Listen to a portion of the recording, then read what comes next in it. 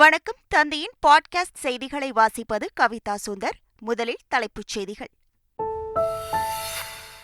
88 தொகுதிகளில் நேற்று நடைபெற்ற நாடாளுமன்ற தேர்தலுக்கான இரண்டாம் கட்ட வாக்குப்பதிவு சராசரியாக 60.96% வாக்குகள் பதிவானதாக தேர்தல் ஆணையம் தகவல். கர்நாடகாவில் கிராம மக்கள் வாக்குச்சாவடியை அடித்து நொறுக்கியதால் வாக்குப்பதிவு நிறுத்தம். கேரளாவின் வயநாடு தொகுதி கம்பமலை பகுதியில் மாவோயிஸ்டுகளின் அச்சுறுத்தலையும் மீறி போலீஸ் பாதுகாப்புடன் மக்கள் வாக்களிப்பு. தங்களின் சுயநல நோக்கங்களுக்காக மின்னணு வாக்குப்பதிவு இயந்திரங்களை அவதூறு கூறுவதில் மும்முரம். இந்தியா கூட்டணியைச் சேர்ந்த அரசியல் தலைவர்கள் மீது பிரதமர் மோடி சரமாரி குற்றச்சாட்டு. தமிழகத்தில் அடுத்த 5 நாட்களுக்கு வட தமிழக உள் மாவட்டங்களில் வெப்ப அலை வீசக்கூடும் என வானிலை ஆய்வு மையம் எச்சரிக்கை. புதுச்சேரியில் வரும் 29ஆம் தேதி முதல் ஜூன் 5ஆம் தேதி வரை அரசு பள்ளிகளுக்கு கோடை விடுமுறை அறிவிப்பு. சென்னையில் தேர்தல் நேரத்தில் 4 கோடி ரூபாய் கைப்பற்றப்பட்ட விவகாரம். வழக்கு விசாரணையை சிபிசிஐடிக்கு மாற்றம் செய்து டிஜிபி சங்கர் ஜிவால் உத்தரவு. இலங்கை சிறையிலிருந்து விடுவிக்கப்பட்ட 24 தமிழக மீனவர்கள் சென்னை வருகை. மீன்வளத்துறை அதிகாரிகள் மற்றும் பாஜகவினர் சால்வை அணிவித்து வரவேற்பு.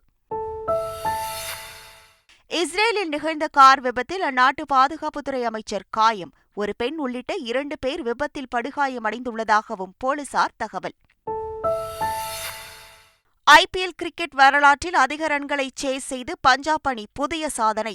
262 ரன்கள் என்ற இமாலய இலக்கை எட்டி கொல்கத்தா அணியை 8 விக்கெட் வித்தியாசத்தில் வீழ்த்தியது. இனி விரிவான செய்திகள். தமிழகத்தில் அடுத்த 5 தினங்களுக்கு வட தமிழக உள் மாவட்டங்களில் ஓரிரு இடங்களில் வெப்ப அலை வீசக்கூடும் என்று சென்னை வானிலை ஆய்வு மையம் எச்சரித்துள்ளது. ஈரோட்டில் அதிகபட்சமாக 42.2 டிகிரி செல்சியஸ் வெப்பம் பதிவாகியுள்ளதாகவும், சென்னை மற்றும் புறநகர் பகுதிகளில் அதிகபட்ச வெப்பநிலை 37 டிகிரி செல்சியஸை ஒட்டி இருக்கக்கூடும் என்றும் வானிலை மையம் தெரிவித்துள்ளது. இதனிடையே தமிழகத்தில் வெயில் வெப்பம் அதிகரித்து வரும் நிலையில் தொழிலாளர்களுக்கு தேவையான வசதிகளை செய்து தர வேண்டுமென தொழிலக பாதுகாப்பு மற்றும் சுகாதார இயக்குநரகம் அறிவுறுத்தியுள்ளது. புதுச்சேரியில் வெயிலின் தாக்கம் அதிகரித்துள்ளதால் 1 முதல் 12ஆம் வகுப்பு வரை வரும் 29ஆம் தேதி முதல் ஜூன் 5ஆம் தேதி வரை கோடை விடுமுறை விடப்படும் என்றும், ஜூன் 6ஆம் தேதி பள்ளிகள் திறக்கப்படும் என்றும் புதுச்சேரி பள்ளிக்கல்வித்துறை அறிவித்துள்ளது. சேலம் மாவட்டம் சூரமங்கலம் பகுதியில் அதிமுக சார்பில் நீர் மோர் பந்தல் திறக்கப்பட்டது. அதிமுக பொதுச் செயலாளர் எடப்பாடி பழனிசாமி சூரமங்கலத்தில் அமைக்கப்பட்டு இருந்த நீர் மோர் பந்தலை திறந்து வைத்தார். இந்த நிகழ்ச்சியில் அதிமுக நிர்வாகிகள் மற்றும் தொண்டர்கள் பங்கேற்றனர்.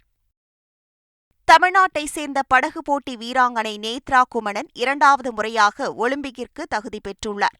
பிரான்சில் நடைபெற்ற ஒலிம்பிக் தகுதி சுற்று படகு போட்டியில் 5வது இடத்தை பிடித்த நேத்ரா ENP ஒதுக்கீடு மூலம் ஒலிம்பிக்கிற்கு தகுதி பெற்றார். தமிழ்நாடு விளையாட்டு மேம்பாட்டு ஆணையத்தின் இலைட் திட்ட வீராங்கனையான நேத்ரா குமணன் 2வது முறையாக ஒலிம்பிக் போட்டிக்கு தகுதி பெற்றது மகிழ்ச்சி அளிப்பதாகவும், மேலும் பாரிஸ் ஒலிம்பிக்கில் வெற்றி வாகை சூடவும் அமைச்சர் உதயநிதி ஸ்டாலின் வாழ்த்தியுள்ளார். தென்காசியில் பீடி தொழிலாளியின் மகள் UPSC தேர்வில் வெற்றி பெற்று சாதனை படைத்துள்ளார். விஸ்வநாதபுரம் பகுதியைச் சேர்ந்த மாணவி இன்பா தமிழக அரசின் நான் முதல்வன் திட்டத்தின் கீழ் UPSC தேர்வுக்கு தயாராகி வந்துள்ளார். சுமார் 2½ ஆண்டுகளாக விடாமுயற்சியுடன் செங்கோட்டை நூலகத்தில் அதிக நேரம் செலவிட்டு படித்து வந்த இன்பா தற்போது UPSC தேர்வில் தேர்ச்சி பெற்றுள்ளார். அவருக்கு பல்வேறு தரப்பினர் பாராட்டு தெரிவித்து வருகின்றனர். மே மாதம் 6ஆம் தேதி முதல் நான் முதல்வன் திட்டத்தின் கீழ் உயர்கல்வி வழிகாட்டி முகாம் நடத்த வேண்டுமென கல்வித்துறை உத்தரவிட்டுள்ளது.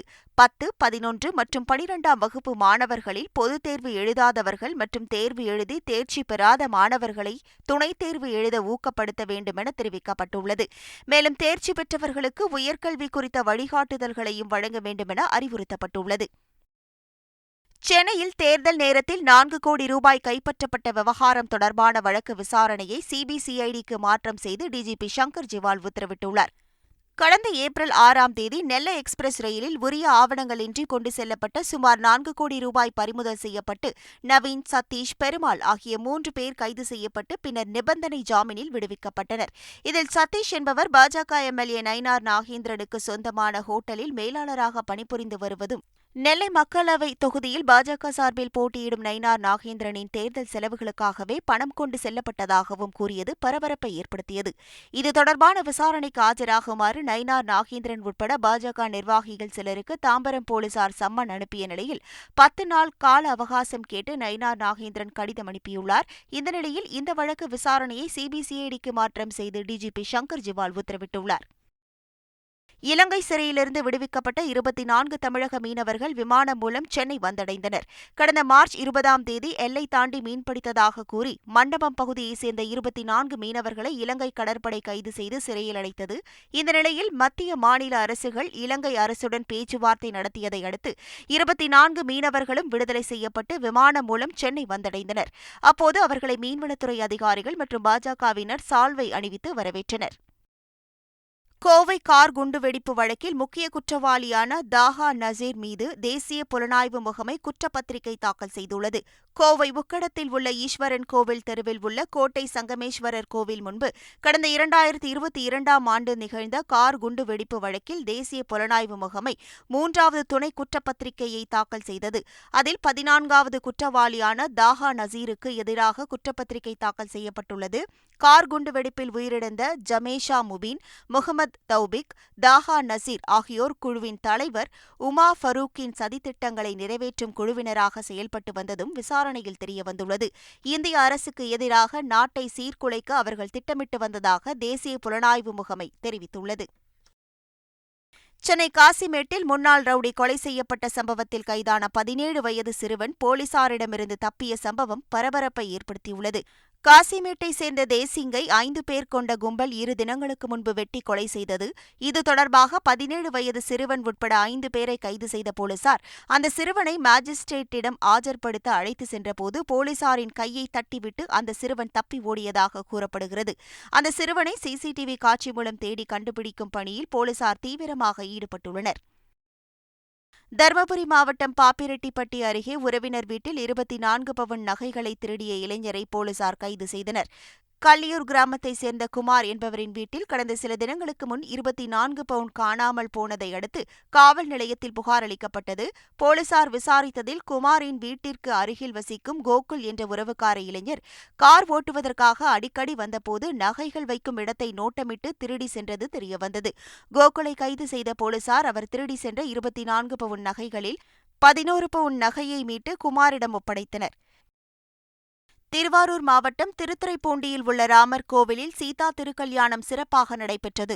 பக்தர்கள் ஊர்வலமாக சீர்வரிசை எடுத்து வந்து ராமர் சீதா லட்சுமிக்கு பல்வேறு மலர்களால் அலங்காரம் செய்த பிறகு சீதா லட்சுமி திருக்கல்யாணம் நடைபெற்றது. அதனைத் தொடர்ந்து கோவில் அருகில் உள்ள குளத்தில் நடைபெற்ற தெப்போற்சவத்தில் சீதா ராமர் எழுந்தருளி பக்தர்களுக்கு காட்சியளித்தனர். நாடாளுமன்ற தேர்தலுக்கான 2ஆம் கட்ட வாக்குப்பதிவில் அசாமில் 70.68%, பீகாரில் 54.91%, சத்தீஸ்கரில் 73.05%, ஜம்மு காஷ்மீரில் 71.63% வாக்குகள் பதிவாகியுள்ளன.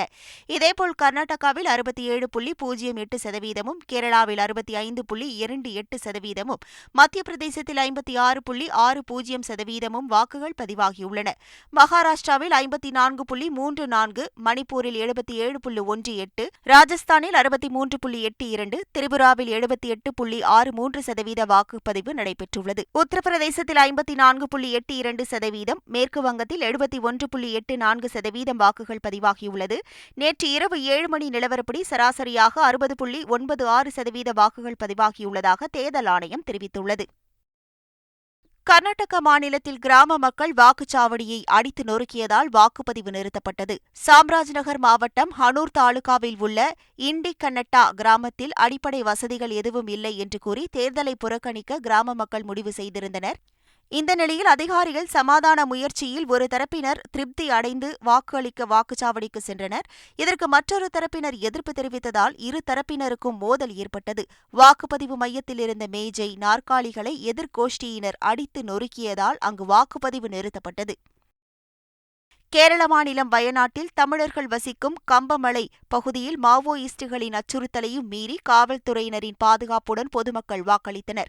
காங்கிரஸ் எம்பி ராகுல்காந்தி போட்டியிடும் அந்த தொகுதியில் 2 தினங்களுக்கு முன்பு துப்பாக்கியுடன் வந்த 4 மாவோயிஸ்டுகள் தேர்தலில் யாரும் வாக்களிக்கக்கூடாது என்று பொதுமக்களை மிரட்டி சென்றனர். இதனையடுத்து பதற்றமான அந்த வாக்குச்சாவடியில் பலத்த போலீஸ் பாதுகாப்புடன் வாக்குப்பதிவு நடைபெற்றது. பொதுமக்கள் அச்சமின்றி வாக்களித்ததால் அங்கு 78.3% வாக்குகள் பதிவாகியுள்ளது. இதனிடையே கேரளாவில் நடைபெற்ற மக்களவைத் தேர்தலில் நடிகை அமலா பால் வாக்களித்தார். கர்ப்பிணியாக இருக்கும் அவர் கொச்சியில் உள்ள வாக்குச்சாவடி ஒன்றில் வாக்களித்தார்.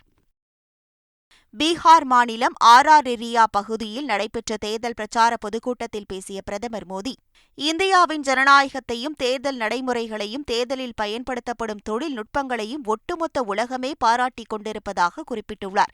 இந்த நிலையில் இந்தியா கூட்டணியைச் சேர்ந்த தலைவர்கள் தங்களின் சுயநல நோக்கங்களுக்காக மின்னணு வாக்குப்பதிவு இயந்திரங்களை அவதூறு செய்வதில் மும்முரமாக ஈடுபட்டிருந்ததாக பிரதமர் மோடி குற்றம் சாட்டினார்.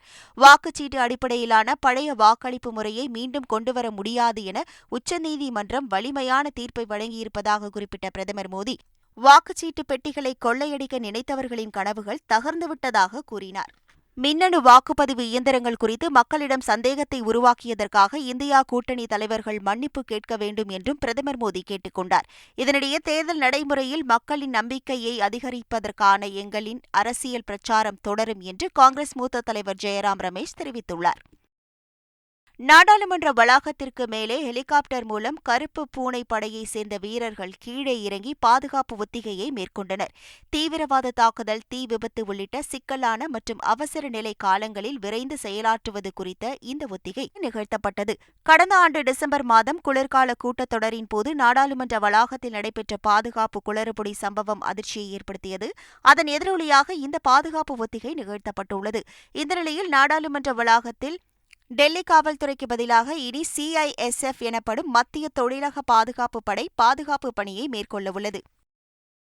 இஸ்ரேலில் நிகழ்ந்த கார் விபத்தில் அந்நாட்டு பாதுகாப்புத்துறை அமைச்சர் இடமர் பென் குவிர் காயமடைந்தார். டெல் அவிவ் நகருக்கு அருகே அவர் காரில் சென்று கொண்டிருந்தபோது மற்றொரு காருடன் மோதி விபத்துக்குள்ளானது.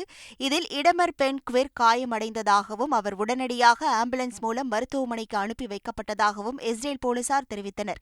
இந்த விபத்தில் ஒரு பெண் உள்ளிட்ட 2 பேர் படுகாயமடைந்ததாகவும் தெரிவித்துள்ள போலீசார் விபத்துக்கான காரணம் குறித்து தீவிர விசாரணை நடத்தி வருகின்றனர். இதனிடையே அப்பகுதியில் ஒரு பெண்ணை தாக்கிய இளைஞர் சுட்டுக் கொல்லப்பட்டதாகவும் போலீசார் தெரிவித்துள்ளனர். பிரேசில் நாட்டின் ரியோ டி ஜெனீரோ நகருக்கு அருகே போர்ட்டோ அலேக்ரா என்ற இடத்தில் கெஸ்ட் ஹவுஸ் ஒன்று தீப்பிடித்து எரிந்ததில் 10 பேர் உயிரிழந்தனர்.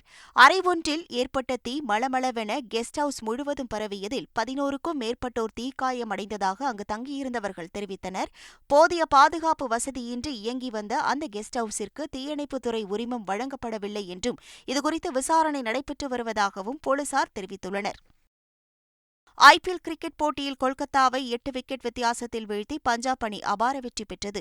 ஈடன் கார்டன் மைதானத்தில் நடைபெற்ற இந்த போட்டியில் டாஸ் வென்ற பஞ்சாப் அணி முதலில் பந்து வீச்சை தேர்வு செய்தது. இதனையடுத்து களமிறங்கிய கொல்கத்தா அணி 20 ஓவர் முடிவில் 6 விக்கெட் இழப்புக்கு 261 ரன்கள் எடுத்தது. அதிகபட்சமாக கொல்கத்தா அணியில் பில்ட் சால்ட் 75 ரன்களும் சுனில் நரேன் 71 ரன்களும் குவித்தனர். 262 ரன்கள் எடுத்தால் வெற்றி என்ற இமாலய இலக்குடன் களமிறங்கிய பஞ்சாப் அணி தொடக்க முதலை அதிரடியாக விளையாடியது. அந்த அணி 18.4 ஓவர்களில் 2 விக்கெட் இழப்பிற்கு 262 ரன்கள் எடுத்து வெற்றி பெற்றது. அந்த அணியில் அதிகபட்சமாக பெர்ஸ்டோ 108 ரன்களும் சஷாங்க் சிங் 68 ரன்களும் எடுத்தனர். இதன் மூலம் IPL கிரிக்கெட் வரலாற்றில் அதிக ரன்களை சேஸ் செய்த அணி என்ற சாதனையை பஞ்சாப் அணி பெற்றுள்ளது. மீண்டும் தலைப்புச் செய்திகள். 88 தொகுதிகளில் நேற்று நடைபெற்ற நாடாளுமன்ற தேர்தலுக்கான 2ஆம் கட்ட வாக்குப்பதிவு சராசரியாக 60.96% வாக்குகள் பதிவானதாக தேர்தல் ஆணையம் தகவல். கர்நாடகாவில் கிராம மக்கள் வாக்குச்சாவடியை அடித்து நொறுக்கியதால் வாக்குப்பதிவு நிறுத்தம். கேரளாவின் வயநாடு தொகுதி கம்பமலை பகுதியில் மாவோயிஸ்டுகளின் அச்சுறுத்தலையும் மீறி போலீஸ் பாதுகாப்புடன் மக்கள் வாக்களிப்பு. தங்களின் சுயநல நோக்கங்களுக்காக மின்னணு வாக்குப்பதிவு இயந்திரங்களை அவதூறு கூறுவதில் மும்முரம். இந்தியா கூட்டணியைச் சேர்ந்த அரசியல் தலைவர்கள் மீது பிரதமர் மோடி சரமாரி குற்றச்சாட்டு. தமிழகத்தில் அடுத்த 5 நாட்களுக்கு வட தமிழக உள் மாவட்டங்களில் வெப்ப அலை வீசக்கூடும் என வானிலை ஆய்வு மையம் எச்சரிக்கை. புதுச்சேரியில் வரும் 29ஆம் தேதி முதல் ஜூன் 5ஆம் தேதி வரை அரசு பள்ளிகளுக்கு கோடை விடுமுறை அறிவிப்பு. சென்னையில் தேர்தல் நேரத்தில் 4 கோடி ரூபாய் கைப்பற்றப்பட்ட விவகாரம். வழக்கு விசாரணையை சிபிசிஐடிக்கு மாற்றம் செய்து டிஜிபி சங்கர் ஜிவால் உத்தரவு. இலங்கை சிறையிலிருந்து விடுவிக்கப்பட்ட 24 தமிழக மீனவர்கள் சென்னை வருகை. மீன்வளத்துறை அதிகாரிகள் மற்றும் பாஜகவினர் சால்வை அணிவித்து வரவேற்பு.